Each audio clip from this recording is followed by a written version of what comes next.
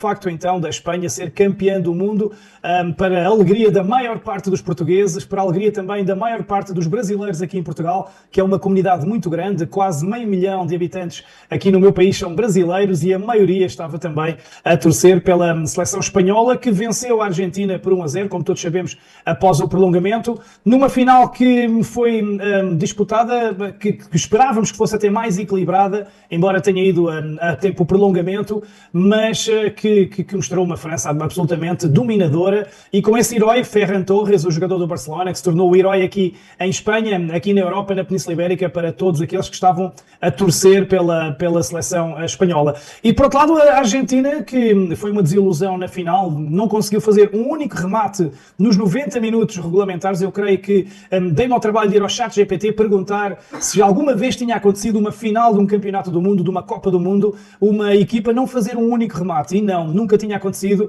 e a seleção argentina entra para esse recorde negativo e a Argentina que, creio eu, que talvez pensasse que conseguisse chegar aos penaltis e tentar assim vencer a Espanha. A Espanha assim conquistou o seu segundo título na sua história, o primeiro tinha sido em 2010 e terminou um torneio praticamente perfeito, para também tristeza de Portugal, porque foi precisamente a seleção espanhola que eliminou a minha seleção, o meu país, Portugal, e que mandou para casa Cristiano Ronaldo antes da hora, tal como também conseguiu depois fazer o mesmo com Lionel Messi. Então, aqui em Espanha, ontem em Madrid, aqui ao lado, a noite foi de grande festa. Foram milhares de pessoas que saíram às ruas com bandeiras espanholas, com camisolas da seleção, com buzinas, com cânticos. A Plaza de Colón, em Madrid, foi aquela que reuniu mais gente, mas outras zonas centrais da capital ficaram completamente tomadas pelos adeptos, tal como outras zonas do país, Barcelona, Valência, Bilbao, toda a Espanha a comemorar, apesar das temperaturas elevadas em Madrid. Ontem foi uma noite muito quente em Espanha e as pessoas celebraram na rua com muito calor e tiveram então essa memória de 2010, cuja geração tinha vencido a primeira Copa do Mundo. E atenção que aqui há uma curiosidade que pode surpreender vocês aí, ouvintes brasileiros.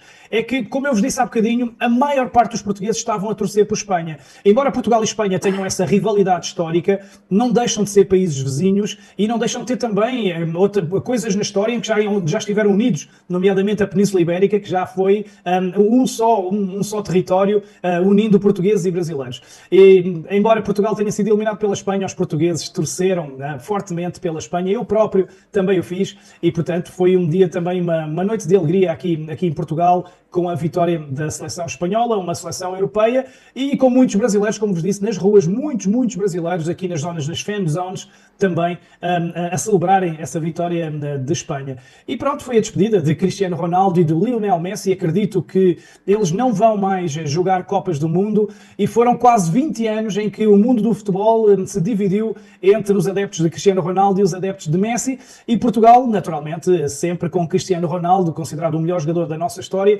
e portanto também nisso os portugueses ontem queriam que Lionel Messi não ganhasse, para que o fosso entre ambos também não fosse ainda maior, porque Lionel Messi, como sabemos, já tinha vencido a Copa do Mundo em 2022 e Cristiano Ronaldo conseguiu todos os troféus, desde clubes até seleções, Campeonato da Europa, Taça das Nações para Portugal, mas faltou-lhe a Copa do Mundo, e isso é uma coisa que vai sempre ficar, uma falha que vai sempre ficar no seu currículo, por muito que ele ainda consiga fazer. E portanto foi ontem também história para Messi, aquelas lágrimas do argentino de 39 anos também não me deixaram indiferente, embora eu seja um fã acérrimo de Cristiano Ronaldo, mas parabéns aos nossos hermanos da Espanha. Este é o primeiro destaque. Por outro lado, aqui na Europa, depois também temos mais notícias, mas isso tem a ver com os incêndios. Eu preciso compartilhar isso com você.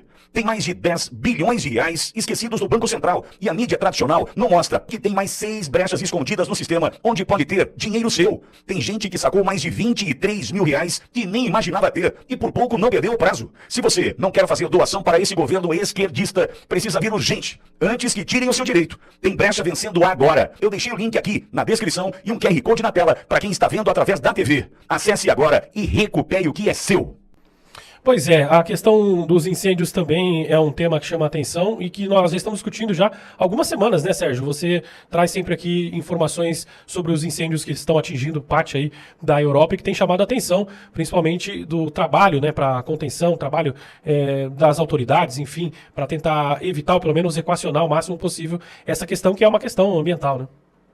Sim, exatamente. Eu já na semana passada também trouxe esse assunto aqui, porque a Europa está a ser mesmo assolada por incêndios gravíssimos, principalmente aqui no sul europeu. Portugal, França, Espanha, Itália, Grécia, são os países mais quentes, os países mais próximos aqui de África e que estão a sofrer bastante com os incêndios, que grande parte deles tem ou mão criminosa ou mão negligente. Mão criminosa porque há pirómanos, não sei se aí no Brasil conhecem esse termo. Um pirómano é aquela pessoa lunática que gosta de ver coisas a arder, mesmo que isso signifique matar vidas humanas, vidas animais, ecossistemas e tudo mais. E depois temos a mão criminosa também, que promove incêndios para o abate de árvores, para a prospecção de lítio. E aqui em Portugal temos tido muitos incêndios com mão criminosa. Portugal é um país fértil em lítio, que é fundamental para as baterias dos celulares e dos automóveis e, portanto, temos sofrido muita mão criminosa. E, por outro lado, também as temperaturas elevadas que temos tido aqui na Europa, porque é verão, temos seca, temos ventos fortes, temos temperaturas altas, isso também não tem ajudado. E Espanha também tem sofrido muito. Ontem, Espanha dividia-se entre os festejos e a preocupação. Mais de 1000 pessoas foram retiradas das suas casas devido à aproximação das chamas. E na França e na Alemanha houve também outros fenómenos meteorológicos, neste caso tempestades, que provocaram também algumas vítimas, e em Itália tivemos até fenómenos extremos com granizo, aquelas chuva quase que parecem pedras, que até fizeram com que o concerto de Bad Bunny na Itália fosse adiado, e portanto a Europa também está aqui com umas nuances meteorológicas assim um bocadinho estranhas num verão em que tanto faz muito calor como chove. É este planeta vivo que também nos surpreende e que às vezes nos prega partidas. Em relação aos incêndios, aí é principalmente a mão humana, a mão criminosa, e essa é a notícia má que trago hoje, em contraste então com a notícia boa para os portugueses e espanhóis, europeus, e para aqueles que não queriam que a Argentina ganhasse, que é então esse título disputado ontem da Copa do Mundo, que também teve no intervalo do jogo um espetáculo memorável, onde Ronaldinho e Ronaldo também surgiram em grande destaque. Foi muito bonito. Devo dizer que a presença também do presidente Donald Trump no estádio foi alvo de alguma mentira por parte da grande mídia, que andou a noticiar que Donald Trump tinha sido veiado. Não foi assim. Já vi várias imagens onde ele não foi veiado. Pode ter havido um ou outro pequenino grupinho que o tenha feito, mas Donald Trump foi aplaudido e recebido naturalmente. E este espetáculo que aconteceu no intervalo do jogo foi absolutamente sublime, magistral, sem aquelas apresentações woke, LGBTs e tudo mais. Não. Foi um espetáculo bonito, com crianças, com artistas de bem, e portanto parabéns aos Estados Unidos, parabéns a quem organizou essa final, embora tenha sido uma Copa do Mundo com ali algumas coisas estranhas, nomeadamente no caminho, no percurso que a Argentina fez até à final, com algumas decisões de equipas de arbitragem também a favor da Argentina, que levantaram muitas dúvidas e que mais ainda levantaram quando a Espanha viu ontem o seu primeiro gol ser anulado com uma falta inexistente. Mas no final fez-se justiça, Espanha é campeã, e hoje estou aqui solidário com nossos irmãos, os irmãos espanhóis, aqui ao lado. Ô, Sérgio, aproveitar que esse é o tema, destacar também a questão do Jorge Jesus, né, na seleção portuguesa. Aliás, nós tínhamos já discutido sobre esse tema aqui ao longo da nossa programação, e como é que Portugal recebeu essa notícia, informação do novo técnico Jorge Jesus no comando da seleção.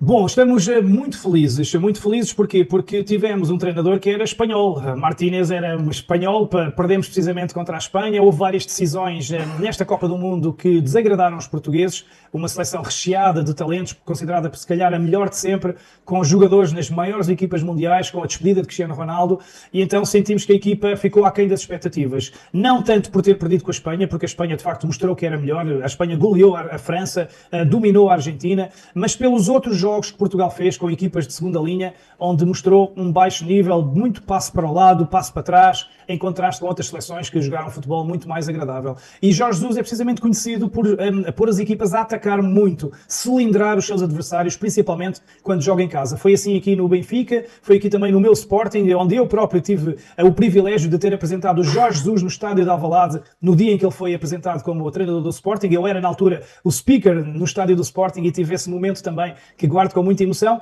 E Jorge Jesus também deixa um carinho muito grande aí no Brasil, com aquilo que fez no Flamengo, com as vitórias que teve na Libertadores e outros títulos, e portanto, para os portugueses é uma notícia com alegria, e é um homem que diz que sente a nação, sente a bandeira. O discurso dele, quando foi, nos dias em que foi apresentado, foi agarrado às esquinas, à bandeira, a dizer: eu sou português, eu vivo este país, eu vou dar tudo, contem comigo. E portanto, depois deste fracasso nesta Copa, onde tínhamos provavelmente a melhor seleção de sempre, esperamos agora que com Jorge Jesus, pelo menos a equipa mostre bom futebol, porque os resultados sabemos aquilo que é, às vezes pode-se ganhar, perder, depende até às vezes da sorte e de outros fatores, mas jogar bem só está ao nível, ao alcance de quem tem capacidade de o fazer e de pôr as equipas a fazê-lo, e Jorge Jesus já tem mostrado que tem essa capacidade, e portanto é agora o novo treinador, selecionador de Portugal. Sérgio, eu queria trazer um tema que não está na nossa pauta, mas só para a gente poder colocar, porque é uma informação do noticiário internacional, e é que o Andy Burnham se tornou oficialmente o primeiro-ministro do Reino Unido. Informação divulgada pela CNN. Ele teve uma reunião com o rei Charles no Palácio de Buckingham nesta segunda-feira. Inclusive divulgaram uma foto mostrando sobre essa decisão aí. E o líder do Partido Trabalhista é o 7º primeiro-ministro do país em 10 anos.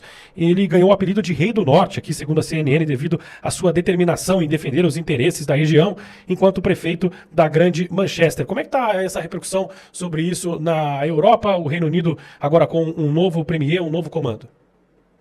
Foi bom ter trazido esse tema, eu tinha também previsto falar sobre isso, mas depois com os outros temas já deixei ficar para segundo plano, e é de facto essa nota, já são 7 ou 8 primeiros-ministros em 10 anos no Reino Unido, que mostra o caos que esse país está a viver, principalmente desde que saiu da União Europeia, e com um ex-primeiro-ministro Keir Starmer a sair muito contestado. Ele é considerado um traidor da nação, um traidor da pátria, um homem que permitiu que o Reino Unido estivesse absolutamente invadido por islâmicos, indostânicos, permitiu que eles construíssem mesquitas, que eles tomassem conta do país. Só para terem ideia, pelo 3º ano consecutivo, o nome mais escolhido para os recém-nascidos no Reino Unido é Mohamed. Mohamed, não é James, nem Peter, nem nada, é Mohamed. Pelo 3º ano consecutivo, nomes muçulmanos são os mais escolhidos no Reino Unido. Ora, isto mostra que há aqui qualquer coisa que não está a bater certo. E Keir Starmer também esteve envolvido no escândalo das mais de 250 mil meninas britânicas que foram estupradas e que foram raptadas e traficadas por migrantes do Paquistão